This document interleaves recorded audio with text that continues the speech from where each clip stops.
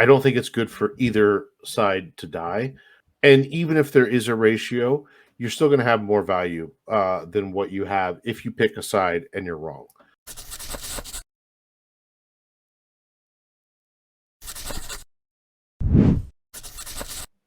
Let's beat a dead horse again, and I'm only beating it because it's another interesting angle. I never beat a dead horse just to continuously bitch about it or anything. But Crypto Coffee, we've had him on this show before. Obviously, one of the biggest, most widely known hexicans out there. Really good, thought-provoking tweet earlier that I bookmarked that I cannot access on my desktop because the bookmarks tab is randomly gone, but I have it on my phone. So going back to this HEX on Ethereum versus pHEX ratio, and we're not talking about like who should you onboard to? eHEX is dead. We're not trying to do anything like that. We're just talking about kind of the mechanics of this and what we have seen, what we may see in the future. And I think it's a really interesting conversation because this has never been done like this exactly before. And we are seeing, like we've talked about, the T-share rate being different and how the HEX on Ethereum T-share rate could really outpace the payout per T-share on PulseChain.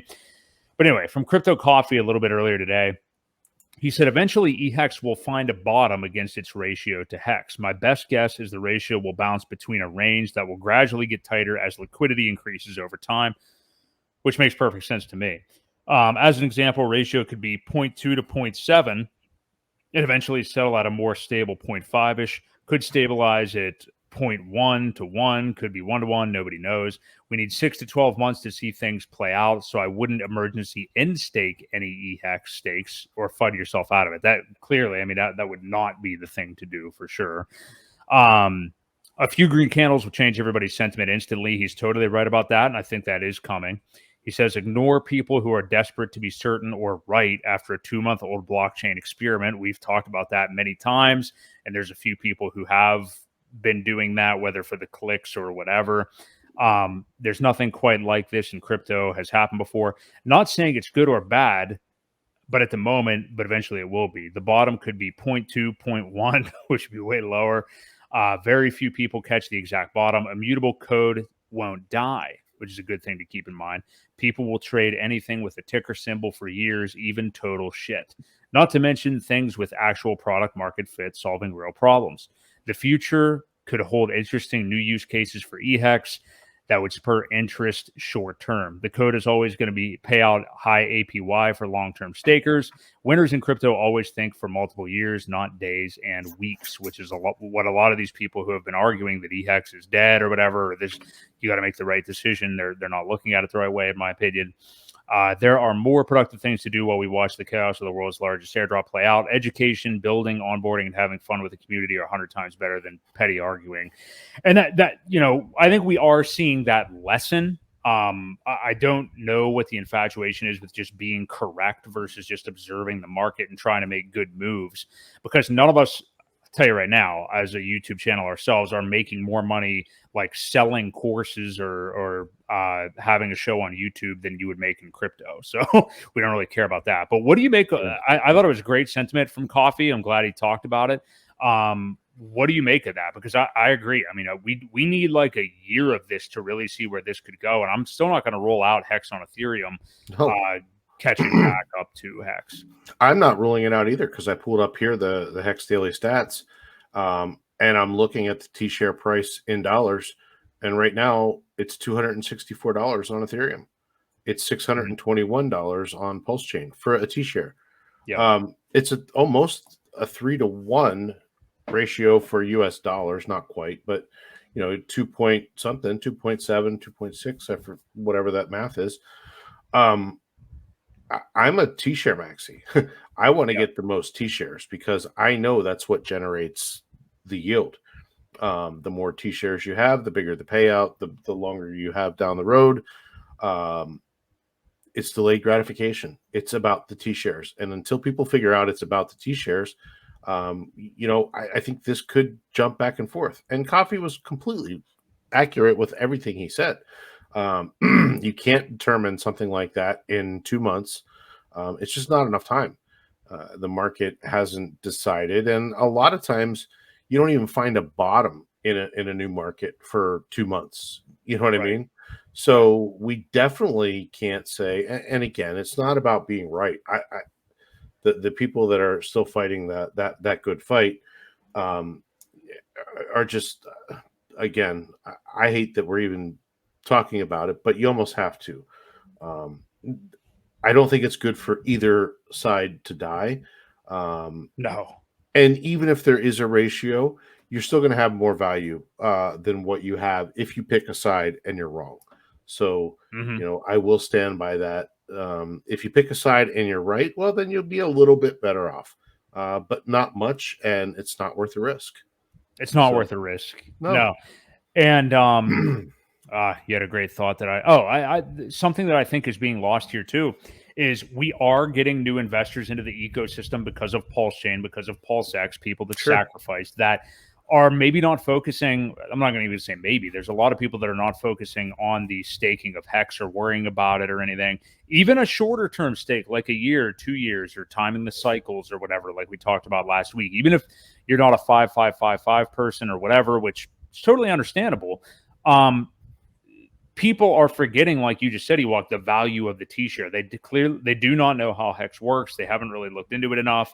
They're here for more shorter term gains, which you can't fault them for. I mean, like you can get them in crypto, but for anybody that is newer to it and doesn't actually understand how HEX works on either chain, because it's the same product as far as the code, you're doing yourself an injustice not to understand it. And that brings me to another tweet today, kind of about this topic. I actually don't even know who this is. Oh, he has like 1,100 followers, but it's Mr. Mr.E.Pls. I don't know who he actually is. I don't think he's a streamer or anything, but he's a HEX guy. But he says, newbie. So what does HEX? The newbie says, so what HEX do I buy? Me. It's the same HEX code, but one runs on a network with higher gas fees. Newbie. So I'll pay an extra $14 on gas fees, but I get 2.5 times more HEX on the expensive Ethereum network versus the cheaper PulseChain. Yes. So that's the interesting thing too. I mean, you're getting over double the 2.5 times or so your HEX on Ethereum that you are on PulseChain. So I mean, this isn't advocating for leading somebody to either way. I would lead somebody to get on both. I would tell them to do exactly what I'm doing. I would want Pulse. I want PulseX. I want HEX on both chains, frankly. But yeah, I think to just roll one out entirely there's just so much game theory, and I think it's just stupid to roll anything out like you said, Ewok, or just choose one or the other. Yeah. Yeah, no, I agree. I think the people that we onboarded before the fork happened got both. Mm-hmm. Anybody that's new, you still have to realize that we don't have a on and off ramp yet for PulseChain. I know the guys from OX Coast hit a snag. They were looking great to be the first one, and it still hasn't happened yet. So you have to remember that the ETH side is still closest to the on and off ramps. Mm-hmm. And people that don't want to get into the switching of networks and the bridges and the at least we have Portal X now, so that does make it a little easier to get over to that side. But there's going to be people that just aren't willing to take those extra steps. So it's all going to play out, and again, 2 months is not near enough time for this, but we will settle on a ratio that probably goes up and down. I think it could be even the situation where you may get a premium, you may get a discount, it could fluctuate, but it's a self-correcting system. The T-shares, the price, all of that stuff, people will see that there's a much better deal over here, and they'll go get it, and then it'll even back out, and then it'll pull away one side or the other, and then they'll listen. People go where their money is treated best. It's just the way it works. So luckily, it's immutable. The code can't be changed, so it will self-correct itself. I still hear some people talking about the Bank X money that they're afraid of. Could be an excellent buying opportunity. I don't see it hurting. It could dump the price. There's a lot of limit orders set though to take care of it, I think. And if it does dump it way down there, I'll be first in line to buy some of that stuff up at 0.0001 or whatever it may go to for as short as it does. But yeah, I'm not worried about it. And again, it'll all work itself out. In time, we'll get the answer that we're looking for. And it's, again, a big nothing burger.